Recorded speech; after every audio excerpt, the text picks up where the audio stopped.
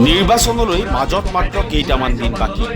তৎপৰ হৈ পৰিছে প্ৰতিটো ৰাজনৈতিক দল আগমন হৈছে বহু কেইজন হেভিৱেইট নেতা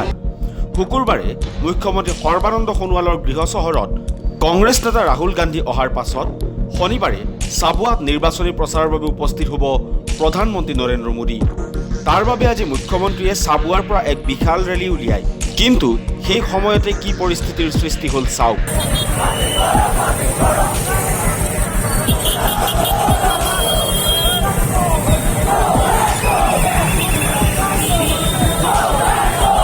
নিজ গৃহ চহৰত মুখ্যমন্ত্ৰী উপস্থিত হোৱাৰ পিছত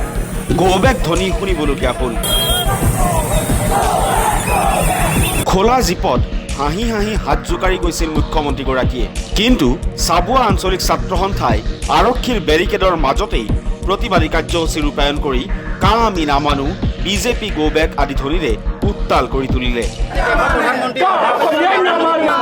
নিশ্চয় আচলতে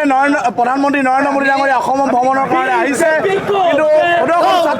আমি আজি বাইক ৰেলী কৰাৰ কথা আছিল কিন্তু প্ৰশাসনৰ বাধাৰ কাৰণে আমি অৱস্থান বিক্ষোভ কাৰ্যসূচী কৰিবলগীয়া হৈছে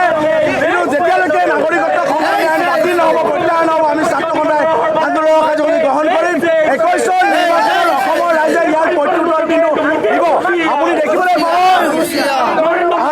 প্ৰধানমন্ত্ৰী নৰেন্দ্ৰ মোদীয়ে অসমলৈ আহি ভাইৰক হেন বুলি অসমীয়াত কথা কয় অসমৰ ৰাইজক যি প্ৰলোভন দিবলৈ চেষ্টা কৰে মিছা কথাৰে প্ৰলোভন দিবলৈ চেষ্টা কৰে এই প্ৰলোভন অসমৰ ৰাইজে কিন্তু